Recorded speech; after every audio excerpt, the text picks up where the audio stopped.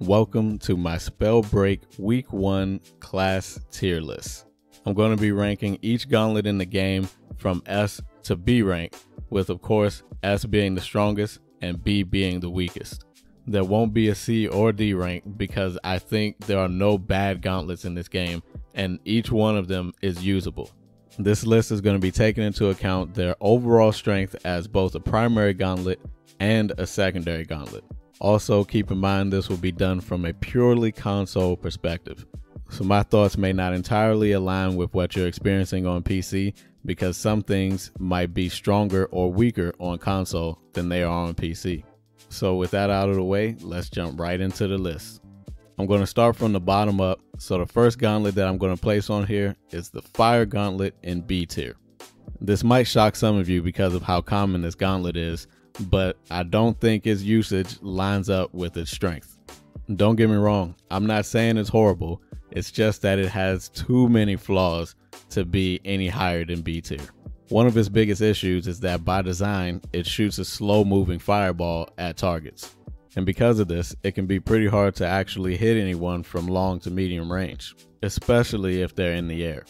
So I really think this gauntlet shines when you're up close and your opponent's grounded, though it is somewhat serviceable at medium range if your aim is good and you're good at leading your targets.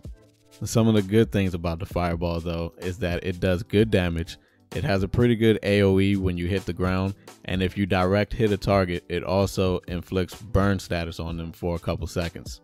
But its sorcery, the Flame Wall, is also underwhelming. It's simply just not wide enough to actually hit someone more than one time, maybe twice if you're lucky. But it does do pretty decent damage when you hit, and it activates pretty fast after you cast it. As far as the skills go, they're okay, but nothing really stands out until you get to the last one, which spawns 4 more fireballs every time your fireball hits something.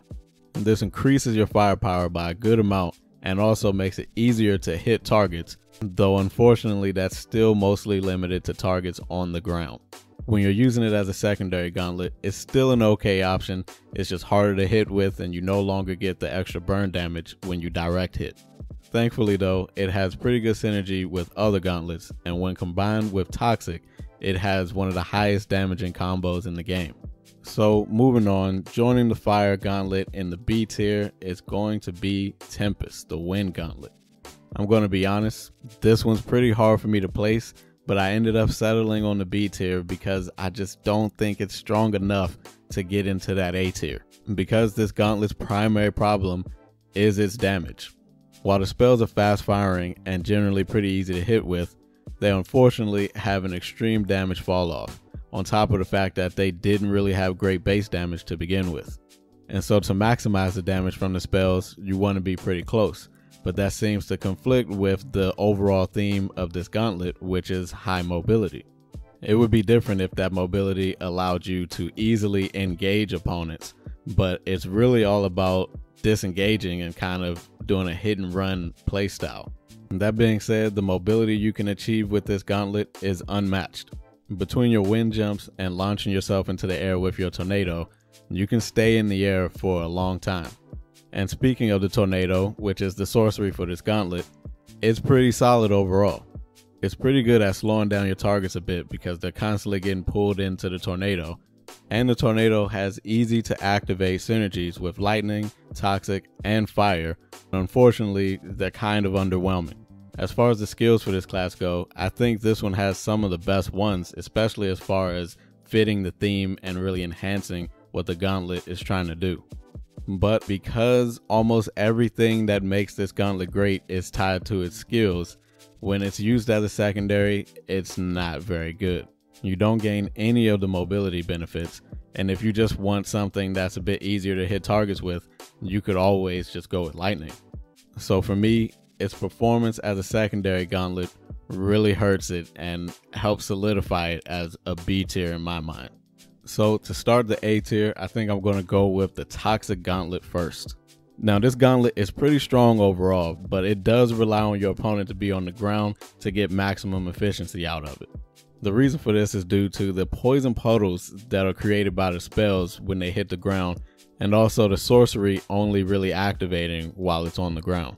Despite this, you're not helpless if your opponents are in the air, because the spells aren't too difficult to hit people with while they're flying around. And if you can get close up, the spell does a ton of damage.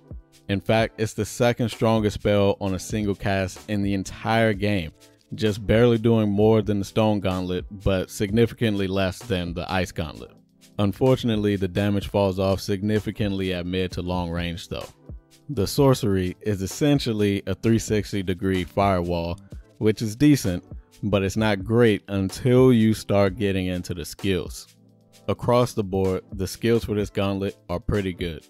The first skill causes the spell to leave puddles behind when they hit the ground. Those puddles deal damage over time, but they also inflict a pretty significant slow onto your opponents. The second skill essentially gives you 2 rune abilities for free the moment you enter one of your toxic clouds. Upon entry, you go invisible and do a quick dash, which you can kind of steer just like with the rune. And if that wasn't already good enough, the third skill grants you a 75% damage increase on your spells while you're invisible. This means you will be coming out of invisibility doing more damage than a Frost Gauntlet snipe if you're able to hit your entire spray. The damage potential with this gauntlet is insane, but I think its over-reliance on opponents being grounded keeps it out of being S tier in my mind. As a secondary gauntlet, it's powered down a bit, but it's still a very solid choice if you're looking for a strong close range gauntlet. Moving on to the next step in the A tier, we have the Stone Shaper Gauntlet. This gauntlet is a burst damage monster, and if you get hit by it, you'll quickly be wondering where all of your health went. But it's balanced by the fact that this is yet another gauntlet that has trouble hitting people in the air. Stone Shaper is a huge threat if you're on the ground, but if you can get to the air or the high ground, it's rendered mostly ineffective. In fact, it's probably the weakest gauntlet in the game against airborne targets. Despite this weakness, I still think this gauntlet belongs in the A tier, especially right now while the game is still new and players are still getting their footing. I could see it potentially falling down to the B tier in a couple months once players are really good with the mobility, but right now it's just too strong to ignore.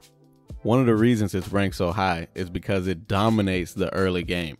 When people don't have amulets or runes already, or even a belt, they're going to get destroyed by a Stone Gauntlet. Because without those things, they can only stay in the air for a very limited amount of time, and they can't really fight back if they want to stay in the air for as long as possible. And on top of that, the first skill for Stone Shaper generates 5 armor until it caps at 20 every time you cast a spell. Now of course, as the game goes on and people gear up, Stone Shaper is going to become much easier to deal with, but it's still a threat. And so looking at the skills for this gauntlet, they're pretty good all around. The second one can help you dodge some things like ice arrows by quickly slamming you down to the ground when you cast your spell. The third skill will increase the size of the boulder as it flies, but what it doesn't tell you is that it also gives it a pretty big AoE boost as well. And the fourth skill gives you a second sorcery charge, so you can now throw 2 boulders.